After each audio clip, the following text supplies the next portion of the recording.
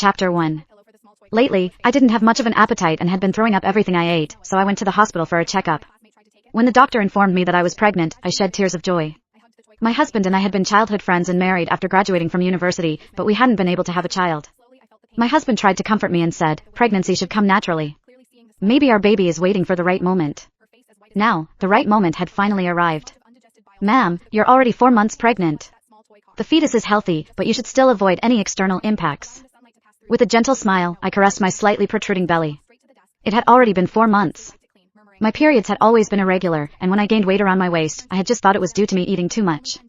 At home, I could hardly hold back my excitement.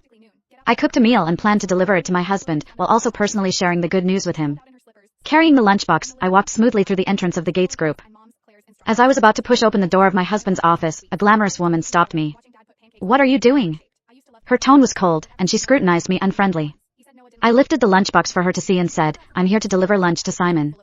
In front of others, I didn't like to directly call Simon my husband. She sighed in relief and said sarcastically, oh, so you're just a servant. I'm Lily, Mr. Gates's chief secretary. Give me the lunchbox. You can leave now. I shook my head. I'm not a servant. I want to personally deliver the lunch to Mr. Gates. Please let me in. As soon as I finished speaking, the woman's anger flared. She snatched the lunchbox from my hands. Who do you think you are? You're just a servant and you think you can seduce Mr. Gates? You're dressed so coquettishly as well. I'll teach you a lesson that you'll never forget today. Saying this, she swiftly dragged me into the meeting room, shut the door, and slapped me. My face instantly swelled, and I fell to the ground. Before I could react, I was kicked on the head. The baby! Ignoring everything else, I curled up and tightly protected my belly. I want to see what you're delivering to Mr. Gates.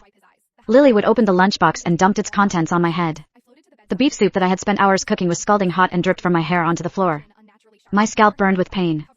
But I didn't dare change my position, afraid of harming the baby. Oh, there's also roast chicken. But you can forget about trying to please Mr. Gates with food like this. She grabbed my chin roughly, applying pressure to force my mouth open. If you like cooking so much, then why don't you have a taste of your own cooking? The roast chicken, dripping with grease, was slammed onto my face.